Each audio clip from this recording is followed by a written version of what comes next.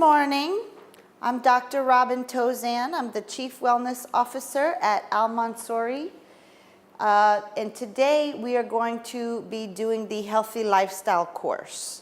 This is a short course. It's about an hour and a half. And we're going to run through some things with you about ergonomics, smoking, exercising, weight loss, stress. We're going to cover those topics. So we'll be starting. We'll have Dr. Ron who will start and give you a few sections, and then I'll come on and we'll do the weight loss and the rest of the section. So Dr. Ron? Okay, thank you so much. My full name is Dr. Rounville Bardonado, okay, but you can call me Dr. Ron for short. Now, what is a lifestyle? How do you define a lifestyle? Lifestyle is how do you live your life. And how you live your life will determine whether you will be healthy or sick. Okay, so here in AlMansoori, we want healthy people. And as Dr. Robin said, we choose these 5 topics, which is very relevant, not just to AlMansoori, but everywhere. This is very applicable because everywhere this is a cause of concern. We choose ergonomics, exercise, smoking, weight loss, and stress management. And you know that a lot of lost time sicknesses, these are the main reasons. Ergonomics, how do you define ergonomics? Do you have any idea? This is the first time you hear this word or you've heard it before? What is ergonomics? Well, to simplify, ergonomics is designing a work environment that will fit the job to an employee or person, with the idea of making that employee productive, okay, and to prevent injury from happening. Do you understand? That is ergonomics, because the health of the person is paramount here. Not the machine, not the tools. Human first. Now, there are 2 causes of injury. One is the very obvious one, injury from a single forceful event. Like, for example, if you fall down, you hit a part of your body, and then it will have pain and inflammation. Very obvious. The second type of injury is what you call ergonomic injury. Okay, you don't notice it, you're working, you don't know that you have an awkward posture and blah, blah, blah, and then after a while, maybe years and years of having an awkward posture, you will develop some form of an injury. That is what you call ergonomic injury. What are these ergonomic risk factors? There are several here. You have static loading, contact stress, awkward posture, vibration, force, and repetition. These are the several types of risk factors for developing an ergonomic injury. If you are exposed to it for a long period of time, then the risk is high. Or the presence of multiple risk factors. Okay? Are you following, guys? Yes. Okay. Now, we as an employee, we need to develop what we call ergo eyes. Ergo eyes is ergonomic eyes. Okay? While you are working, assess your environment. Assess your working environment. Ask yourself, am I doing it correctly? Okay? And if not, what will you do? What will you do if you feel like you're doing a certain task and you feel like, hey, my posture is awkward. Hey, this is not good for me. What will you do? Report. Very good. You got to report it to whom? To the immediate supervisor. Very good. Okay? The immediate supervisor should act on it right away. And if you feel like doing that task is very harmful, don't do it for a while. Report it. Put some corrective action before you cannot just do it and, you got to correct it. Okay? Now, look at this picture. Some of us work in the office 8 hours a day. A lot of us, some of you guys, go to the field. We all have different job description. But if you work in the office and you're working on the computer, look, this is improper. First, what is wrong with this? The computer monitor is actually placed on the left side of his body and on the corner. And this makes him twist his head. And this will cause what? Strain on the neck. It's a very awkward posture. What's wrong with having an awkward posture? Like, let's say, I'm turning my head like that 8 hours a day. What's wrong with an awkward posture? The wrong there is that this awkward posture, it will cause strain or stress to your muscle groups here in your neck. Okay? And in time, it will cause pain, inflammation, and injury. This is the ergonomic injury. Second, see? The way he sits on the chair. It's not fully supported by the backrest. Okay? And in time, what will happen? He will develop low back pain. That is, again, ergonomic injury. Initially, you may feel nothing, but years and years of doing this, eventually you will have an injury. Do you understand, guys? This is ergonomic injury. Okay, look. This is the proper way to do things when you are in front of the computer. Look at this. How can you describe the person here? The posture is perfect. The posture is neutral, not awkward. Neutral is good, awkward is bad. Although there is still some stress to your body, but very, very, very minimal. The risk of injury is less. You understand? See, the distance should be like an arm away. Okay? Look at the monitor. It has to be eye level. Okay? Back erect and supported. Yeah? Also, look, there's a footrest here. Okay? Because if there's no footrest, what will happen? It will create tension here on your leg, on your posterior leg. And eventually, again, you will have some form of an ergonomic injury. Okay. As I have said, we all have different job description. But take a look here. All these postures are kind of awkward. And if the posture is awkward, it affects a lot, these muscle groups that is in an awkward position, they will get less blood circulation. And then again, an injury eventually. Okay. Now, look at this image. You see the posture? He is bending. What should be the corrective action?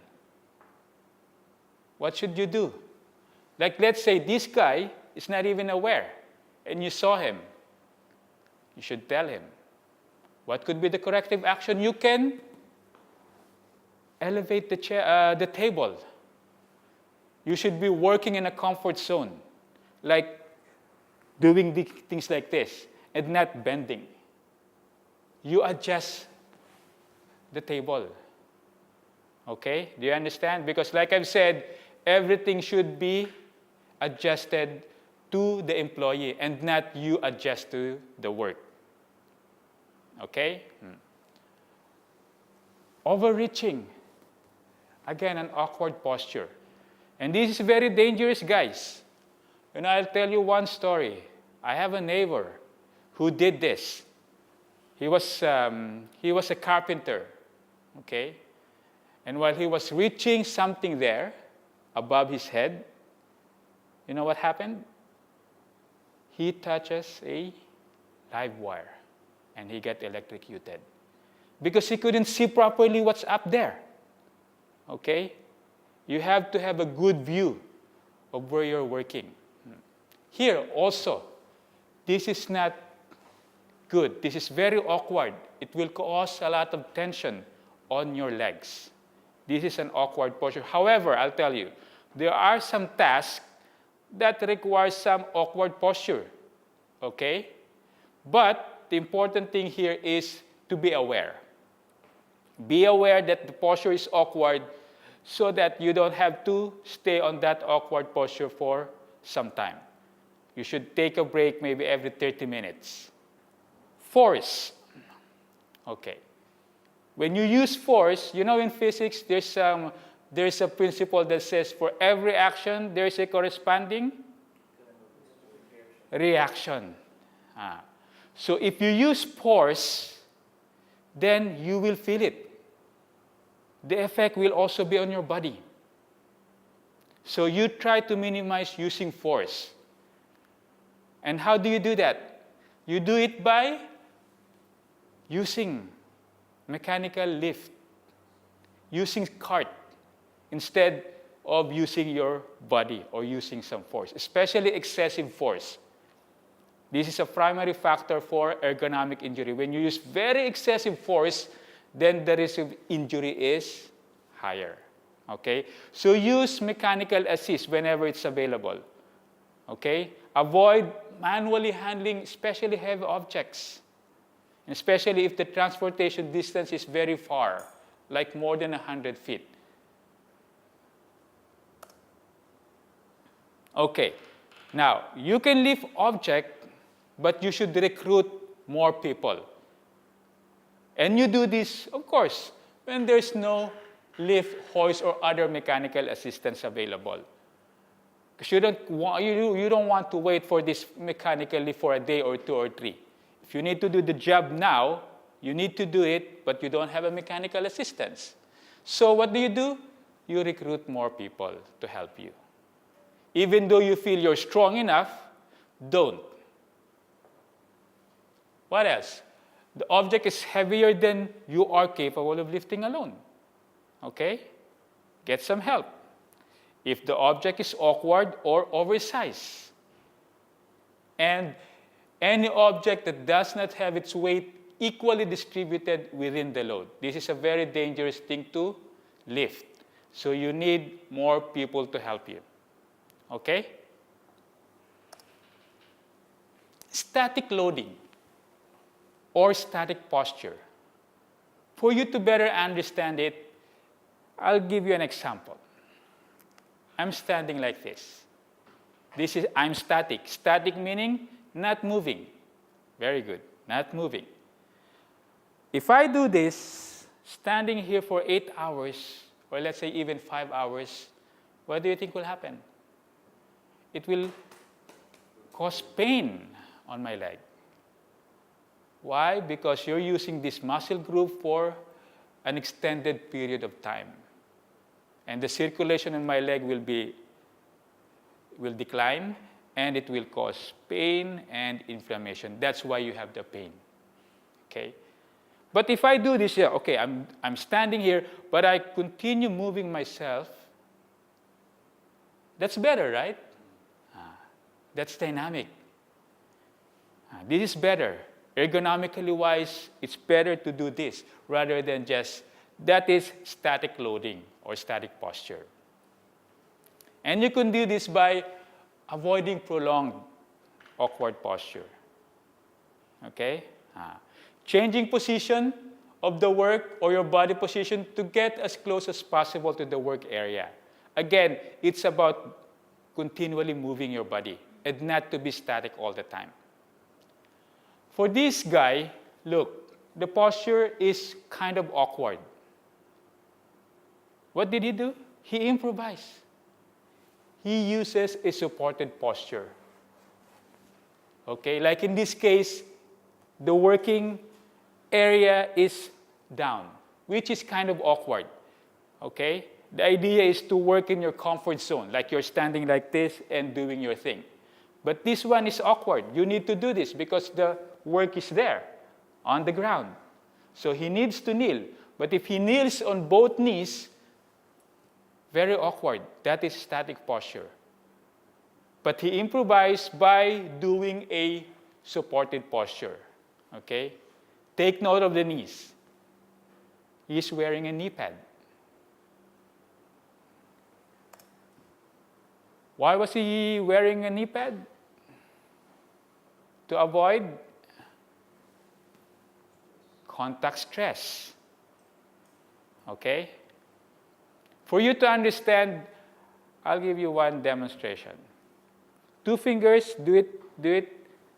Press your hand over here. Press it. Look at it, look, and then remove. What did you notice? Did you see anything in your hand? The color? After you remove your finger, the color turned white or blanch. Why? Why did it turn white? Because you press it. And when you press it, there's no blood circulation. And when there's no blood circulation in that area, it will cause pain or injury. This is easy for you to remember. This is contact stress. Okay? When your body is in contact with a hard surface, like for example, I'm doing this work, I'm in contact with this table, that's contact stress. See? Look, this guy is very, very clever. The job is there, and this tool is also contact. And imagine if you're doing it for 5 hours, you're holding this tool, your hand is in always contact with the tool. So what did he do? He wears the gloves. And usually these gloves are padded with gel. Gel-like substances to decrease or eliminate that contact stress. Understand? Look, he's kneeling with a knee pad. Without this, it will cause injury to his knees. Okay, so you understand contact stress? Very good, very good. Now, low back pain is very common everywhere. Why? Because of improper lifting. And how much kilo are we allowed? 25 kilo. Beyond that, the risk of injury now becomes higher, and you are not allowed to do it. Get some help, okay? Now, this is the proper way to do your lifting, a 25 kg or less object, okay? Look, what is the main difference? The main difference is, in this picture, the guy actually engaged himself, okay? With the back straight, a lot straighter than this. This will lead to ergonomic injury, I'll tell you guys. Okay? Assess the environment before you lift, okay?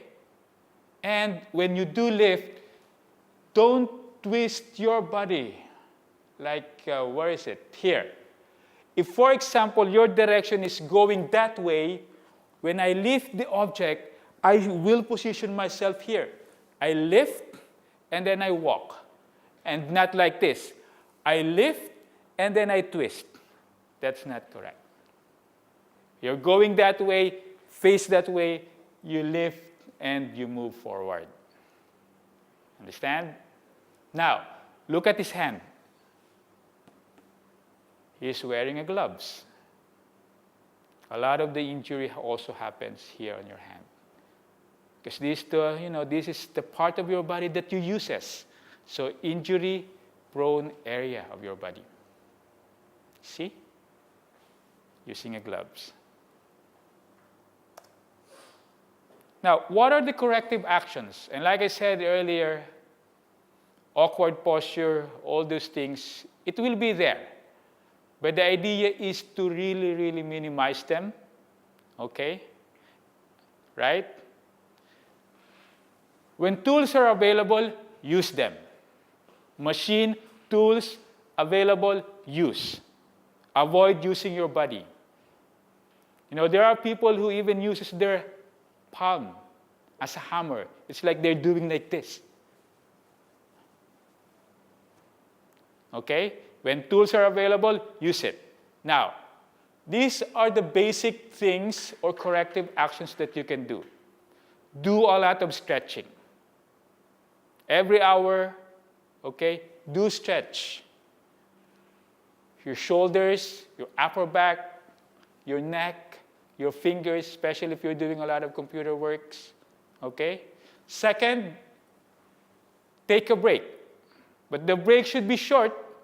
Don't make your break an hour. Okay? Third is changing task. What does it mean, changing task? You're doing this way, let's say for an hour, okay? And then maybe do another task. That way, you will involve every muscle group in your body, not just one group of muscles. If there's a job rotation policies in the company, follow it. That way, you will change your task very often. Like in this case, guys, this guy is exposed to what? Vibration. Okay, and vibration is very harmful to health. So what do? They rotate. Okay? Stretching. Who amongst you guys do stretch? Do you stretch? You do. Okay. If you observe nature, if you observe animal, they do stretch. Dogs, cats, even birds, they stretch their wings. Okay, even at home, everywhere you go, stretch your body. Okay, what are the benefits? It improves your posture. It gives you better flexibility. Blood circulation also improves. Okay, so stretch as much as you can when you are at work. Now, as a summary, all of us have to develop ergonomic eyes, assessing the situation. The idea is to minimize risk factors in your area of work. And as I have said, do a lot of stretching. It's easy for us to forget. So what I recommend is put some note near you. So when you see stretching every hour, oh, I got to go stretch. Just like water. Oh, I need to drink water. I'm forgetting to drink. Okay? Pay attention to your body and know your limits. Next is, if you have identified risk factor, you report it. Because if you don't report, then yeah, eventually you will get ergonomic injury. All ergonomic injuries are preventable, and you own your own safety. Let's move on to the next topic, exercise. Can you raise your hands if you do exercise? No. You know, I always get this answer. When I ask my audience, who amongst you exercises? And they're not even sure. If you think about it, exercise is a powerful preventive and even curative medicine. Your body is designed to be active, just like in ergonomics. Sitting all day is static posture. It will lead to injury. Okay? So exercise, move your body, involve all your muscle groups. That way, you will prevent yourself from getting sick. What's wrong with this picture, guys? I'll give you a few seconds. What's wrong with the picture? What can you observe with this picture? There's water, right? The water is not moving. It's stagnant. Now, let's say you have a canal, and the canal moves, the water through the canal moves from this point to this point, right? And it's flowing. What if you block the flow for weeks? The water becomes stagnant. Now, what will happen to the water? It becomes dirty. Very good. It becomes dirty. It becomes breeding ground for mosquitoes, bacteria. Okay? So how many % water do we have in our body? 80%, 70%? Let's say 70%. Imagine, if you're not moving this 70% body of water inside you, then you become dirty. Okay? Now, what are the benefits? There's a lot. If we're going to talk about the benefits, we're not going to end this in just one day. No? Benefits are, it prevents the development of heart disease. Certain form of cancer can be prevented. Okay? And even cardiovascular diseases like stroke. Again, it's a powerful preventive medicine. Better sleep. You know, when you exercise during that day, nighttime, your sleep is much deeper. Better control of weight. But the major thing here is the food. Exercise is just an adjunct.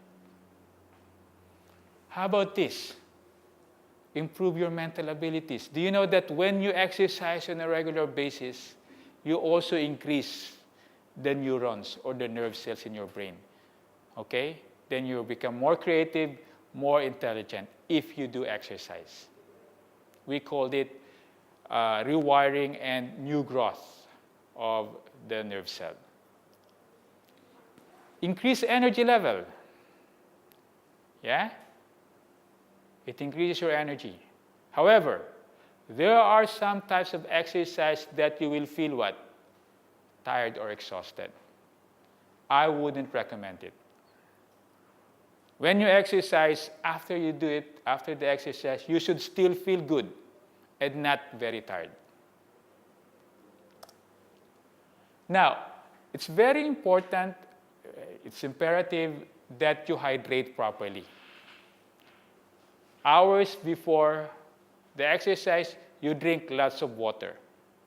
Okay? And then if you are expecting a lot of sweat that will come out, especially for exercise that lasts more than 60 minutes or an hour, you have to put some electrolytes on your water. Naturally, you can do that by water and some lemon. Lemon has electrolytes. Okay, coconut water, the fresh coconut water, it contains electrolytes. But we don't want you to take Pocari Sweat, Gatorade, all those unnatural things. Do it the natural way. Okay? Now, what are the recommended exercise regime? It has to be done on a regular basis, at least 3 days in a week. You can do daily walking, 30 to 45 minutes. You can do trampoline or rebound exercise for 15 minutes. This is also a very good exercise, good for your lymphatic system. Okay? And when you do exercise, you also increase the oxygen content in your body. Swimming, okay, when you are close to the beach, do it. But if you do swim in a pool, that's not good. Why? Because of most of this swimming pool contains chlorine. And you absorb this chlorine, which is very toxic to us. Okay? Do daily stretching before you exercise, but remember this, do not over-exercise. What are the tips? Make it regular. You can actually increase your intensity. Okay? Don't forget to rest. Yeah? You have to rest between. Warming up. Warm up your body before doing a strenuous exercise. Okay? And cooling down. What's cooling down? Cooling down is when you do a very strenuous one, you don't stop right away. You still have to move continuously for a few more minutes. Okay? That way, you will have less inflammation or pain in your muscles. Stay flexible, of course. When you're sick, don't exercise. Don't exercise when muscles are fatigued and straining. Okay? You have to listen to your body. If you have some pain in some part of your body, that's a sign telling you to slow down or stop for a while. When the pain is gone, then you can continue with the exercise. Know the proper form for any activity you do. Just like ergonomics. You can't just go to the gym and, lift some heavy object. Okay? Because that can injure you. You have to ask a professional, say, hey, am I doing it properly? Correct? So know the proper form. Now, when you do it, start slowly. Start slowly. But when you do your exercise, you should be enjoying. You should be having fun. This is the most important thing here, guys. If you're not having fun with your exercise, most likely you will stop.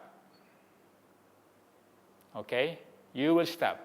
But if you're having fun, you're enjoying it, and also if you involve your friends, your family, you're doing it at the same time, then most likely you will sustain that healthy habits of exercising. So remember this. Exercise is a very powerful tool, preventive and curative. Your body is designed to move and not be static. If you don't move, then your body will become dirty, just like the water. Any question, guys? Smoking. We all know smoking is bad, even those smokers. They know it's bad, but they continue to smoke, right? Smoking is so bad. There are so many toxic chemicals in the cigarette. And when you do smoke, thousands of these chemicals go into your blood and they go everywhere. Again, this is a major reason for lost time sickness. People who smoke, usually they are the ones who will have respiratory tract infection. Okay? And we lose money for this. And you get sick as well. So, if you look at this image, which is the normal, this one, look the difference between the color. Yeah? Black, of course, smokers cannot see the inside, but this is how it looks like, your lungs. What are the chemicals? There's a lot, again, like I said, and most of these chemicals are carcinogenic. You know what carcinogenic means? No? Carcinogenic means that chemical can cause cancer. Now you know cancer, no? That's what it meant, carcinogenic. Polonium. Polonium is radioactive. You know, in the family of uranium, plutonium, okay? Meaning, every time you put in polonium into your lungs, you are putting radiation inside your body. Do you want that, guys? Of course not. You don't want to be exposed constantly with this radiation, right? What is DDT? It's an insecticide. Insecticide means it kills insect. It doesn't kill you right away because the dose is very small. But if it kills insect, it can certainly kill also you in huge amount because you are bigger than an insect. Cadmium, a heavy metal found in batteries. And we all know that batteries are toxic, right? Okay? And cadmium actually stays in your body for a very long period of time. So I'm not going to discuss the other chemicals, but I tell you all these chemicals are very toxic and most of them are carcinogenic. So what are the risks from smoking? Of course, we all know that smokers are more prone to lung cancer, but not just lung cancer. It can be, you can develop kidney cancer, bladder cancer, even leukemia. Why? Because the chemicals, when you absorb it here in your lungs, then they will circulate. They will go everywhere. And once it accumulates in some part of the body, then that body or organ will turn or might turn into cancerous. But not just cancer, a lot of chronic diseases, stroke, blindness, heart disease, okay? Because when you smoke, not just the chemicals, but even your blood circulation becomes very, very poor. Very poor. And this is the reason why smoking is a major risk factor for a heart attack. Okay? If you get a heart attack, you should not blame anyone. You should blame yourself. Now, a smoker, yeah, I want to quit. What are the tips? First is, okay, make a list of all the reasons why do you want to quit smoking. Can you name me a reason why? Yeah, let's say I do smoke before. Okay, my wife always tells me, come on, Dad, stop it. Yeah, I know it's bad, but give me some time. And then I created a list. Why should I stop smoking? First on my list, I have a family. I have a loving wife, and I have 2 kids. Imagine if all of a sudden I died of a heart attack, then what will happen to my family? You understand? It's not just about you. Your health also is important to your family. So don't be selfish. Yeah, I want to do it. And then when you die, what will happen to your wife, to your kids? That's my number 1 list. The second is, of course, for my own. I want to be in good health. That's the 2 reasons that I have. Okay? Now, on a calendar, visualize it. This is the day. This is the day that I will quit smoking. Put it there. I'm determined. This is it. Okay? Put it there. Tell everyone that you're going to quit smoking. Why? Because these people can support you. Like maybe you're trying to grab a cigarette, okay? And then your friend, hey, come on, I thought you were quitting. Oh yeah, you're right, I should. See? So these are your support group. You should also get rid of all these things associated with smoking, ashtrays, lighters, and all these things. Get rid of them. Because if you see them, you will be tempted. Now, in the beginning, I would suggest if you are quitting smoking, try to avoid the company of smoker. Why? Because if you see them smoking here and there, again, the temptation is high. Next is, when the craving is high, I'd like to take a cigarette. I'd like to light one. When the craving is high, what can you do as a corrective action? Take a walk or exercise. Okay? Why? First is, of course, when you walk and exercise, you are increasing your distance from the cigarette, no? You don't see it. But I'll tell you what. What do you feel when you smoke? You feel relaxed, right? You feel happy. You release happy hormones when you smoke. That's why they cannot put down that habit of smoking. Why? Now, if you exercise, if you walk, what do you think will happen? What do you think will happen when you exercise? You also release happy hormones. You also release endorphins.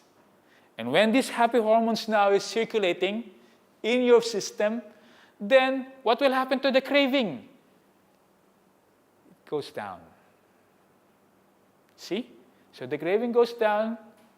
You get a lot healthier since you exercise and you did not smoke. Okay? Also by drinking plenty of water with lemon in it. Okay? Lemon or citrus somehow also eliminate the craving or the urge to light a cigarette. Now, if you're a smoker, most likely you have a lot of deficiency in vitamins and minerals. Why? Why do you think that smokers usually have a lot of deficiency in vitamins and minerals? One of the actions of the body is to cleanse the body. We call it detoxification. All the time, your body is cleaning up. The toxic chemicals that you have introduced through smoking, your body is releasing them. And you do it by using your minerals and your vitamins. It's a work for your body. And if you're putting more work internally, then the vitamins and minerals that you have will be low. Your supply will be down. Okay? So if you do smoke and you cannot stop, I really, really suggest for you to eat healthy. Eat lots of plant-based, more vegetables, more, well, fruits, fine. Nuts, seeds are very, very nutritious. Yeah, you need to forego eating processed foods. Okay? Sugars, refined sugar is so bad. What is withdrawal symptoms? Any one of you familiar with the word withdrawal symptoms? Yeah? Like a coffee, for example. You are a heavy drinker of coffee. No? Heavy drinker of coffee. Coffee contains what? Caffeine. Okay? But let's say you went to some place without a coffee. Really no coffee at all. You went to this country, hey, where can I get coffee? And you cannot find any coffee. Then after a while, you will develop withdrawal symptoms. Withdrawal symptoms is like your body is looking for the coffee. Okay? And then your body feels irritable, you get headache, you get all these symptoms because your body has a memory for caffeine, for coffee. Okay? And when the body doesn't get it, it will react. It will tell you, hey, where's my coffee? The same with the smoke. Okay? After a few days, you will feel headache, irritable, cranky. These are withdrawal symptoms. But persist. Don't smoke. Because just after 2 to 4 weeks, the withdrawal symptom will disappear. I have a friend before, no? Heavy smoker also. And he drinks a lot of Coke. When he stopped smoking, he was having this. He was shaking. He was having withdrawal symptoms. And he knew, because he's a doctor also.